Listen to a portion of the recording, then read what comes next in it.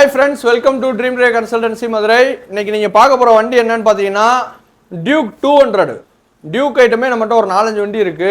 இன்னைக்கு இந்த வண்டி வந்திருக்கு 2022 மாடல் கடைசி 7500 கிலோமீட்டர் ஓடி இருக்கு.